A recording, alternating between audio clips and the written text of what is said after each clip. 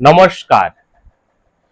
বর্তমানে ত্রিস্তরীয় পঞ্চায়েত ইলেকশন কিংবা পৌরসভা ইলেকশনের প্রয়োজন আছে না নেই, এই নিয়ে আজ আমি আলোচনাটা করব। দেখুন, বিগত বছরগুলোতে আমরা যেটা দেখেছি, প্রথমে আসি আমি ত্রিস্তরীয় পঞ্চায়েত ইলেকশন, জেলা পরিষদ, পঞ্চায়েত সমিতি এবং প্রধান গঠনের জন্য গ্রামের ভোট একই সাথে হয়। এই ভোটটা করাতে গিয়ে আমরা কি কি অসুবিধার মুখে পড়ি আগে জানুন। প্রথমেই বলি, এই ইলেকশনটা করাতে গিয়ে প্রচুর মানুষের জীবন হানি হয়। পশ্চিমবঙ্গে তো একদম হয়।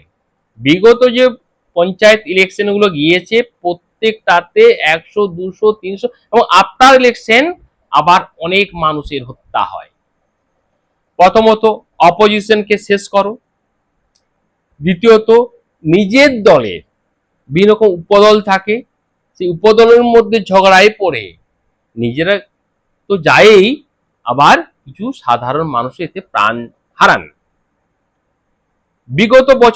বিগত যে কয়েক বছরের অভিজ্ঞতা ধরে বলছি, বিগত প্রায় 50 বছরের অভিজ্ঞতা ধরে কথাটা বলছি আমি।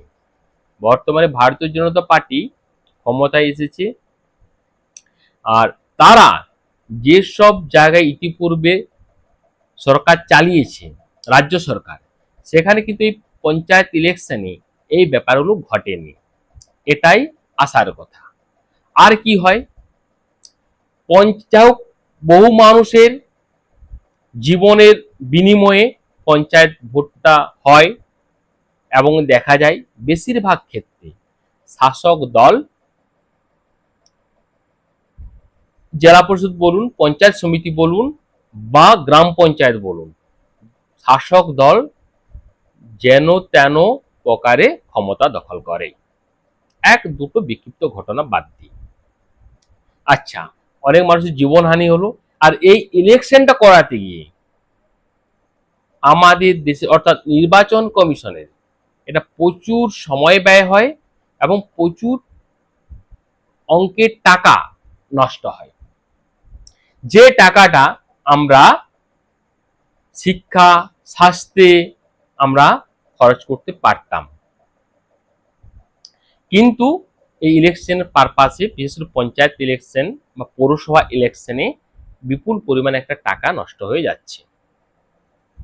আর কি অসুবিধার মধ্যে পড়ি আমরা, যদি কোনো বিরোধী বা অপোজিশন কোনো পঞ্চায়েত বা পঞ্চায়েত সমিতি ইলেকশনের মাধ্যমে তারা যদি গঠন করার মতো উপযুক্ত জায়গায় চলেও যায়, কিছুদিন পর দেখেছি আমরা সেই পঞ্চায়েতের বা সেই পঞ্চায়েত সমিতির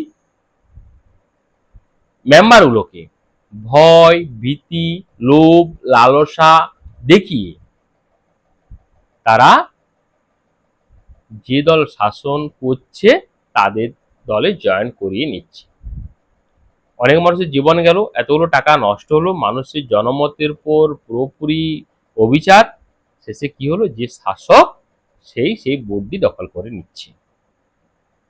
তাহলে এই পঞ্চায়েত ইলেকশন করে আমাদের লাভটা কি হবে? অনেকেই বলতে পারেন যে পঞ্চায়েত ইলেকশন এর মাধ্যমে একটা সরকার পরিবর্তনের শুভ সূচনা হয়, কিন্তু আমি উদাহরণ দিয়ে আপনাদের দেখিয়ে দেব। দেখুন, তৃণমূল কংগ্রেস যখন ক্ষমতায় আসে, তাদের হাতে শুধুমাত্র 11 সালের আগে যে পঞ্চায়েত ইলেকশন হয়েছিল, তাদের দুটি জেলা পরিষদ, পূর্ব মেদিনীপুর আর দক্ষিণ 24 পরগনা জেলা, এই দুটি জেলা পরিষদ তাদের দখলে ছিল। বাকি কিন্তু সব জেলা পরিষদ তখনকার বামফ্রন্টের আমলে ছিল। কিন্তু আমরা বিধানসভা ইলেকশন নিয়ে দেখলাম যে প্রায় 186টা সিট নিয়ে তৃণমূল কংগ্রেস ক্ষমতায় এসেছে এবং তারা সরকার গঠন করলো। লাস্ট 26 সালের ইলেকশনের কথা আমরা যদি বলি, ভারতীয় জনতা পার্টির হাতে কোনো জেলা পরিষদ ছিল না, শুধুমাত্র 12 জন সাংসদ ছিলেন। তো কোনো জেলা পরিষদ থাকা না সত্ত্বেও তার গুটিকত পঞ্চায়েত সমিতি, বিশেষ করে পূর্ব মেদিনীপুরে, আর বিক্ষিপ্তভাবে একটা দুটো পঞ্চায়েত ছাড়া ভারতীয় জনতা পার্টি কোনো জায়গায় ক্ষমতায় ছিল না। কিন্তু তারা 207 কুসুম প্লাসন অর্থাৎ 208টা সিট নিয়ে তারা শুভেন্দু বাবুর পৌরোহিত্যে আজকে সরকার গঠন করেছে।